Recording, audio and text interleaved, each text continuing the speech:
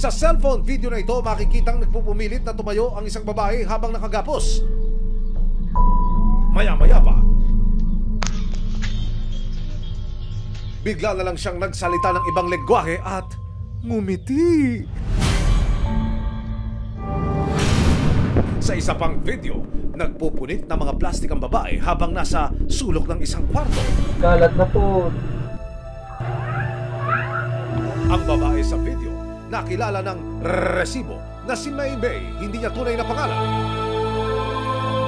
Kwento ng kanyang biyenan na si Lydia, hindi naman daw ganito noon si Maymay. Kahit may anak si sa una, 6 na buwan pa lang siya yan, tanggap ko kasi nakikita ko na mabait si masunurin nga bata.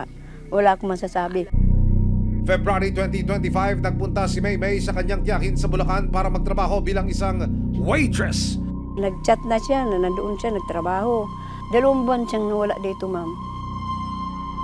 Nang bumalik na sa kanilang bahay si Maymay, dito na raw napansin ni Lydia ang pagbabago sa kanya. Tila nawala na raw sa sarili at parang bigla-bigla na lang daw sinasaniban pagsapit ng dilim. Ayon sa kanyang asawa na si Raymark, nagsimula raw ang pagbabago ni Maymay nang mahumaling ito sa online Bible reading. Ito lang nakaraan lang talaga na ano. Biglang lumayas, pagbalik. Ganyan na. Sunod-sunod na yung nagba-Bible. Ito po yung pinapanood ng mga asawa ko po. Panay ang panood niya online. Hindi na kumakain, ma'am. Hanggang bumigay siya sa loob ng 3 araw, bumigay na siya, ma'am, na ganun na. Ilang beses na rin daw may bumisitang mga miyembro ng isang religious group na sinalihan daw ni Maymay online. Sa hinalang may kinalaman ang grupo sa nangyayari sa asawa. Sinubukan daw sawayin ni Raymark si Maymay pero Hindi po nakikinig eh. Nagagalit lang po eh.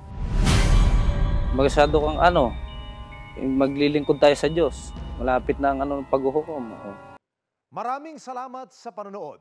Mga kapuso, para masundan ang mga reklamong nasolusyonan ng resibo, mag-subscribe lamang sa GMA Public Affairs YouTube channel.